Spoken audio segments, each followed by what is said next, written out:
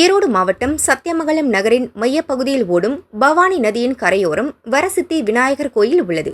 பழமையான இக்கோயில் கும்பாபிஷேக விழா 14 ஆண்டுகளுக்கு பின் கோலாகலமாக நடந்தது. முன்னதாக யாக வேள்வி கடந்த 9ஆம் தேதி துவங்கியது. யாக பூஜைகள் முடிந்து கும்பாபிஷேகம் வெகு விமரிசையாக நடைபெற்றது. திரளான பக்தர்கள் கலந்து கொண்டனர். அன்னதானம் வழங்கப்பட்டது.